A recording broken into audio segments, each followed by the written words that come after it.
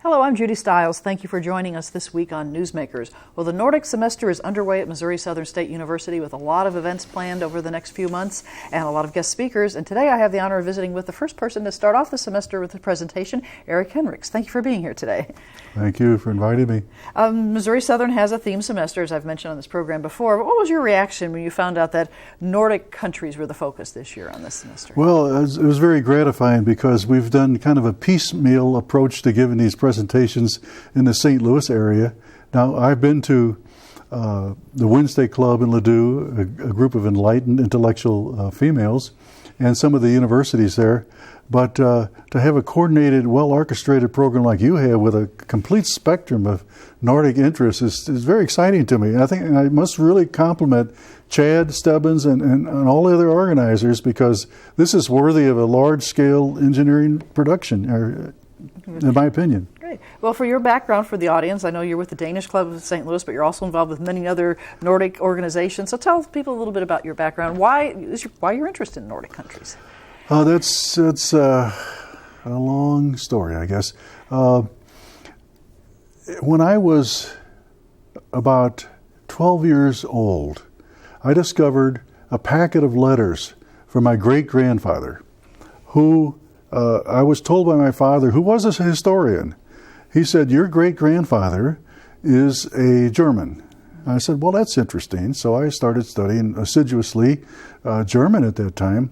But I noticed more and more of these letters were postmarked from Copenhagen.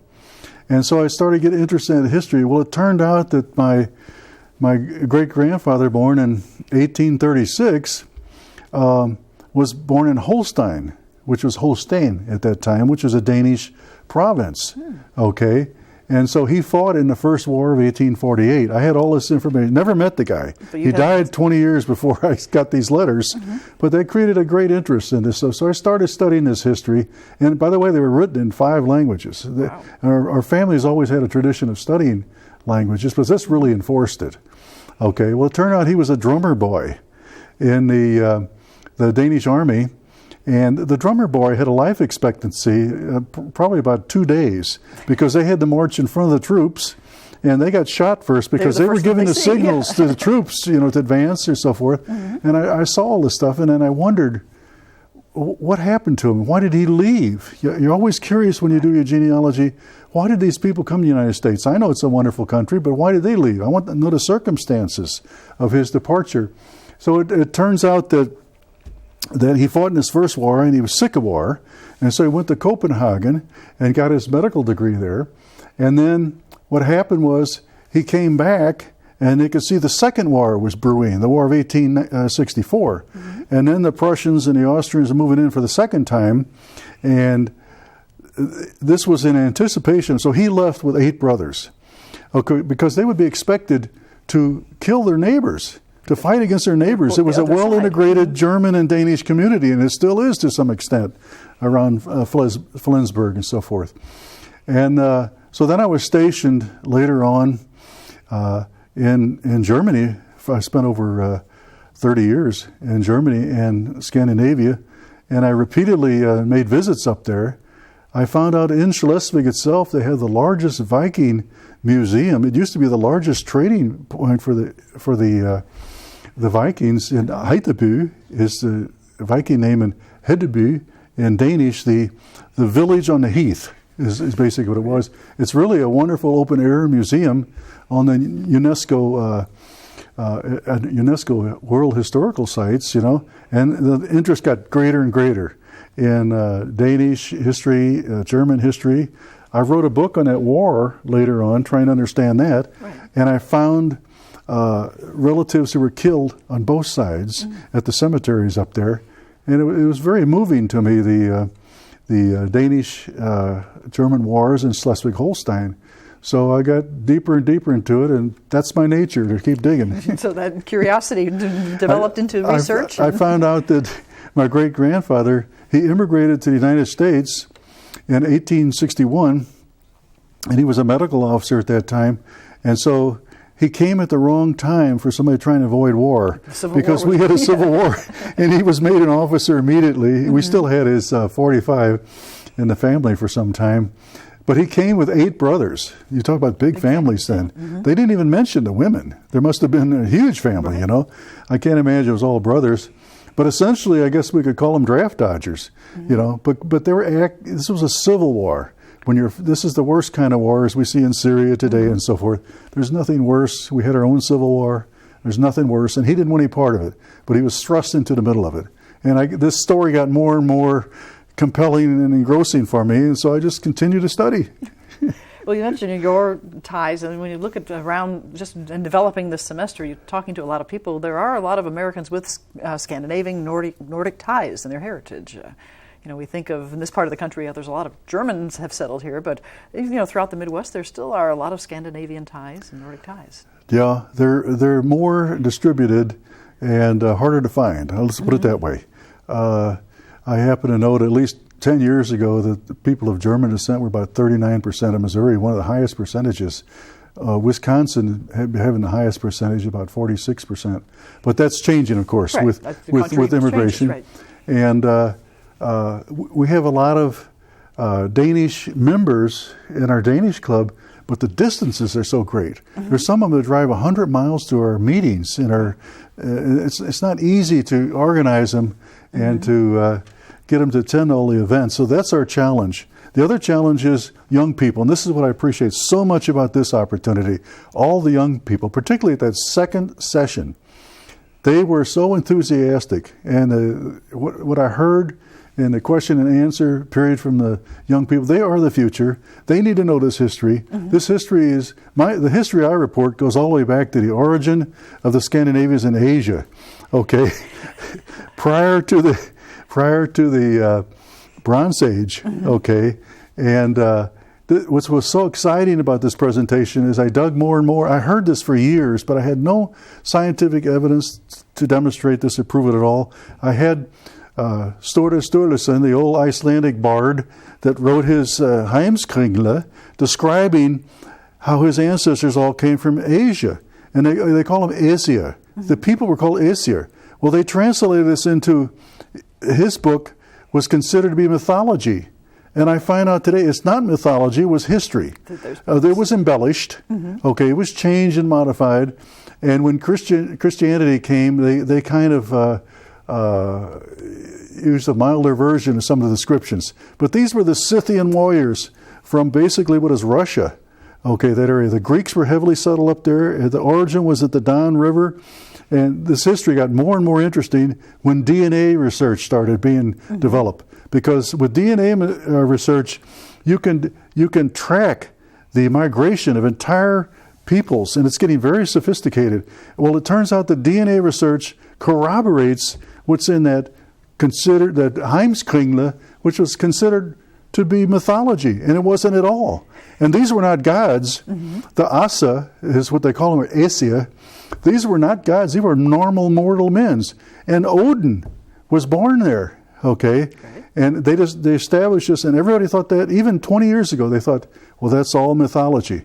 And now DNA research is so exciting to corroborate something we considered to be mythology. So really the merging of science and history working together and trying to find out about our past. That was the overall thrust of my presentation. Of course, I wanted to make sure that young people understood this and at least these viewpoints. It's not all without controversy, of course, but it's nowhere in our history books. I've gathered it. I've written several books on the subject matter, and the more I dig into it, the more fascinating it gets. It's wonderful. So you keep learning things about it, huh? Right. Well, I know when you talk to perhaps young people or old people, when you say Nordic or Scandinavia, they think of the Vikings. Right, I know. And so that's kind of the, I guess you could say, stereotype when you say of culture. And there's a very distorted view of Vikings, in my opinion. Vikings only existed in reality for a few hundred years. From the invasion of Lindisfarne in 793 AD, when they attacked those poor defenseless monks in northern England, until they were ultimately defeated in 1066 by William the Conqueror. Okay, now William the Conqueror was a third generation Viking, because Normandy was given to the Vikings, so they quit attacking the French. So they got strong and they learned French, and then they attacked the English, and of course the exciting thing is, from a linguistic standpoint, by the way, I'm a frustrated linguist that worked as an engineer his whole life, okay? So but this was always my love, my passion was the languages. I knew I couldn't make a real living at it, but it was a passion, and now I'm retired and I can really pursue this. But anyway, so you see the linguistic assimilation. We talked somewhat about the Old Norse words in the English language. There's been at least, I've written a dictionary of 900 of them, okay, that are exact cognates, mean the exact thing, and sound the same and are spelled the same. But then the Norman influence overlaying all this with the French, okay, so we're, in a sense, we're blessed in America by speaking English because we can speak a Anglo-Saxon or a Nordic English. We can talk about my wife, or we can talk about my spouse, or we can talk about my domicile, or we can talk about my house, and you can almost have a complete dialogue in Anglo-Saxon, which is closely related to Old Norse, or a Romance language-based English. So we have these influences. So I track these influences in my book through all of the exploration areas of the Vikings, from North America, Vinland, to the west, and all the way down to Constantinople, and throughout the Mediterranean. And it's amazing the influence of those Norse words.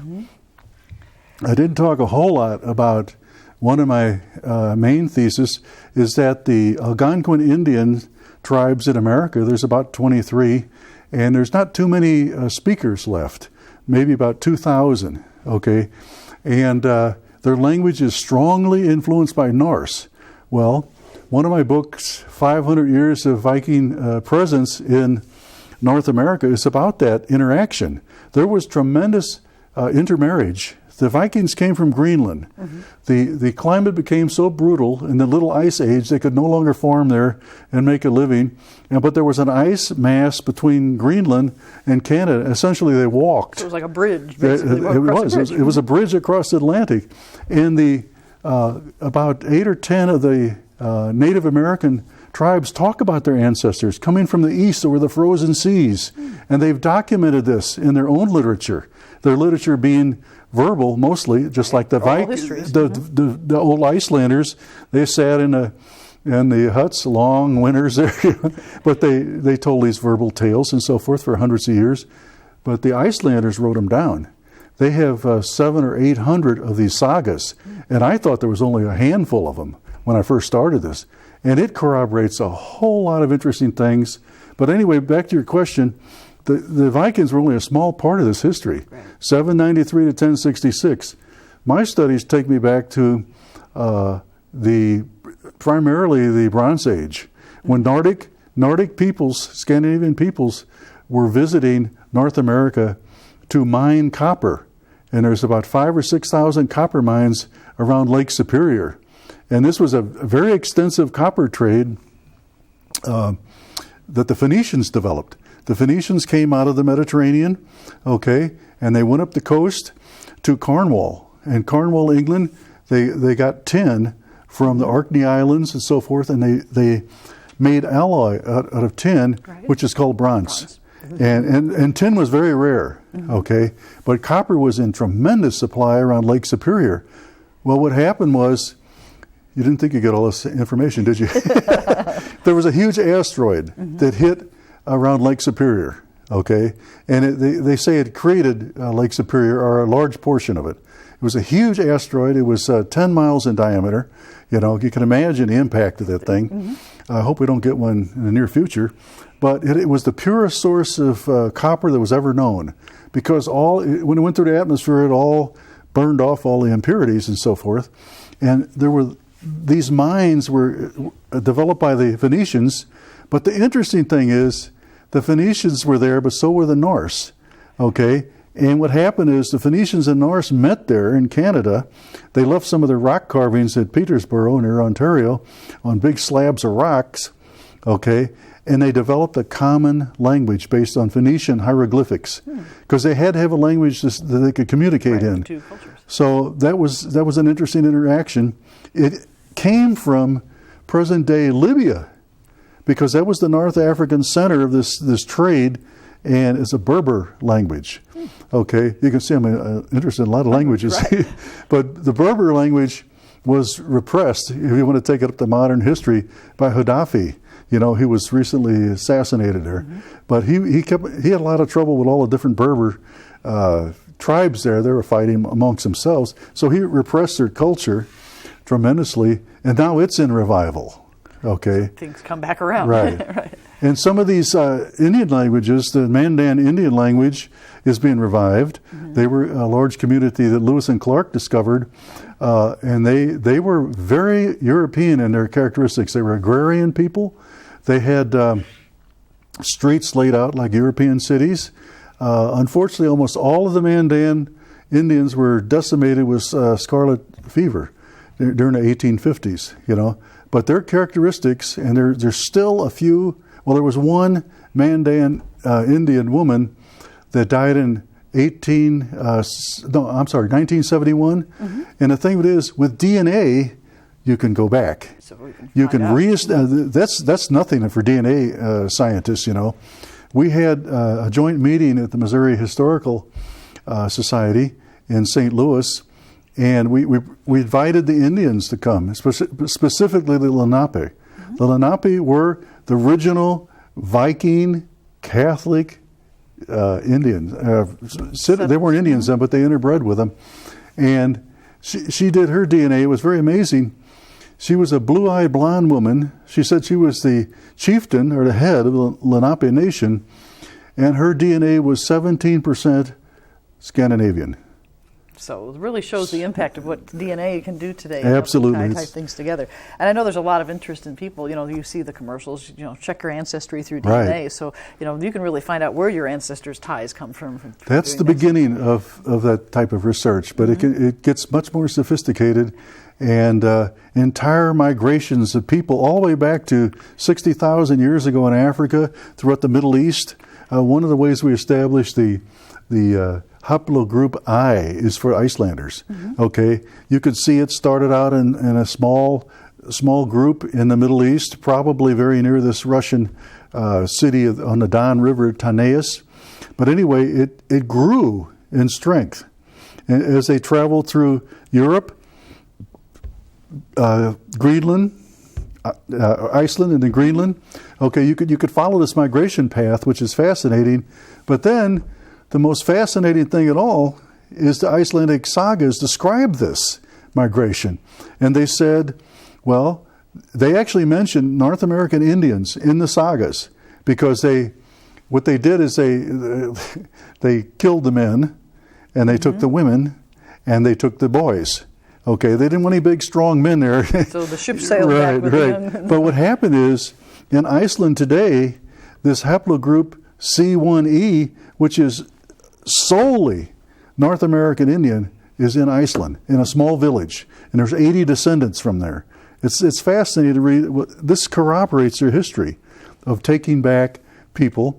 Also in Iceland, somewhere between 55 and 60% of all of the women are of Gaelic descent.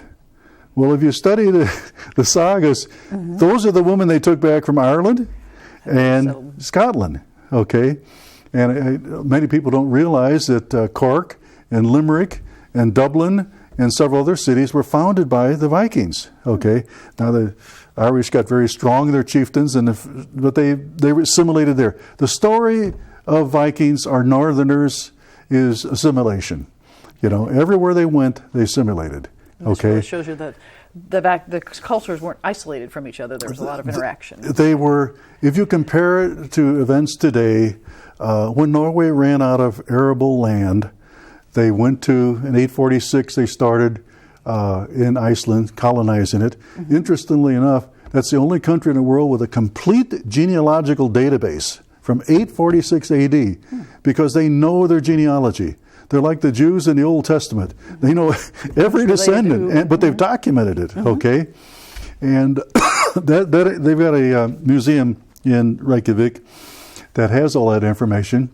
To me, that's fascinating to know that. From a standpoint of a scientist studying DNA, they're a very pure DNA stock, not much interbreeding, okay?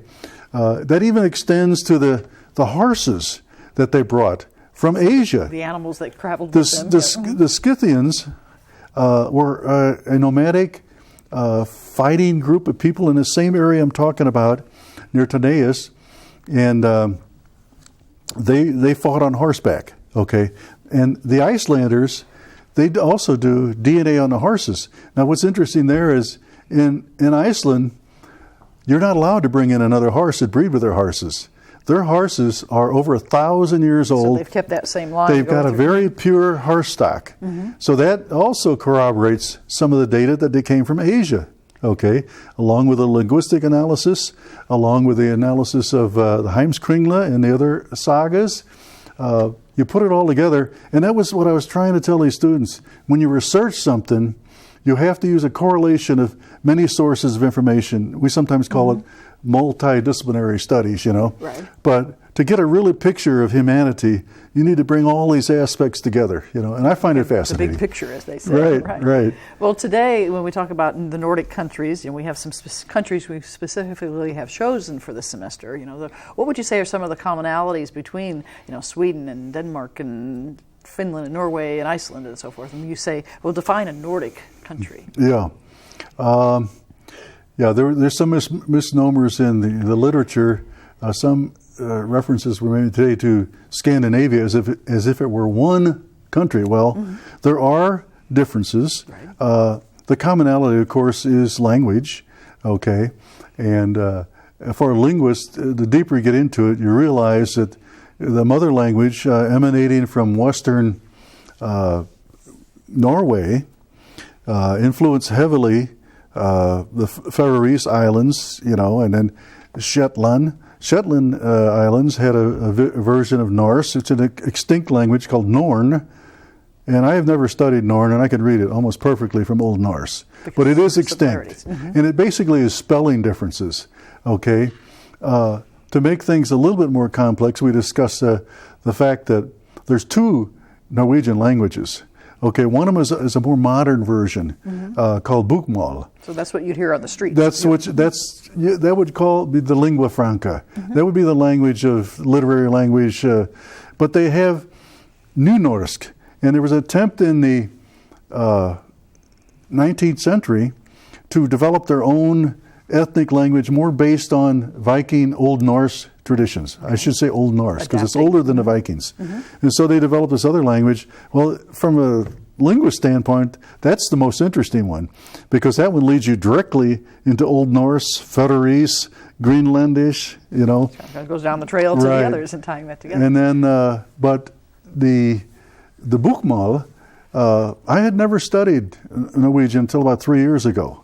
Okay. And I read my first book then, and I thought, I'm reading misspelled Swedish. But it's totally comprehensible, but they can't spell right. It looks like some of the student essays. I shouldn't have said that. I know you have brilliant students here, but it just looked like misspelled language. So that's the first commonality. But there's other commonalities. And we talked about the happiness survey at the University of Michigan and the one at the CIA. We always analyze countries in terms of vulnerability to social unrest, revolution, and war. And there's entire matrices of different factors. Well, I kind of indicated that approach also. As far as commonalities, the Scandinavian countries today are not extremely materialistic. As materialistic as the United States, for example. They think it's almost immoral to have huge wealth discrepancies, okay? I worked up there with a friend in Sweden, and the tax system is to level out the income disparities, okay? So they have a lot of money left over because they tax millionaires and billionaires, and they don't have too many. Interestingly enough, one of the Danish billionaires is Maersk, this big fleet of ships around the world. He's married to a woman, the founder of that, from Missouri. He came to Missouri and married a Missouri woman. But anyway, that's a side issue. But so the happiness is a result of, they realize that a high gross domestic product doesn't equate necessarily to happiness. Income is important. People have to have jobs and income. They have to have security. Bernie would agree with me on this one. Free education. Essentially, we talked about that. Much more socialism in their government. Mm-hmm. The education it's not socialism per se. It's an investment in human capital. That's the way they look at it. And that extends to foreigners that want to study there. I was trying to make that emphasis to the students here. Yes, you can study in America. Get your start here. It's hard to learn a Scandinavian language later in life, but it's worth it. Because you can go after you get your associate's degree or your bachelor's degree and study essentially for free. There's so many programs there. All you have to do is come up with living expenses, okay? And students are good at that, sharing. So they can survive when we're going to school there. So language is important. Stability. When you lose your job there, there's no desperation associated with it. Mm-hmm. My cousin by marriage was a butcher. I guess you should say, is that the word? Yeah, butcher. Mm-hmm. Worked in a butcher shop, right? Okay. It almost sounded too brutal. But he lost his job, and he was sent to school, learned computer programming, so all expenses paid, retrained, mm-hmm. because that is a resource. Well, that's the way they look at refugees, too. And any child in the world that's 16 or less can go to Sweden, step off the plane with no documentation whatsoever, and they'll be taken care of. Okay. Mm-hmm. It does lead to abuses in some cases, but so you have a number of factors. Lack of blatant materialism, economic security is very important to people in Scandinavia. That's a common thing throughout. And then, of course, you have the exception in Norway. They're just rich with all that North Sea oil. Right. They are so rich. Now, I have to tell you, if you go to Norway, be prepared to be in a very rich country where things are very expensive. Because that's another fact. When people have a lot of money, prices are driven up, mm-hmm. supply and demand.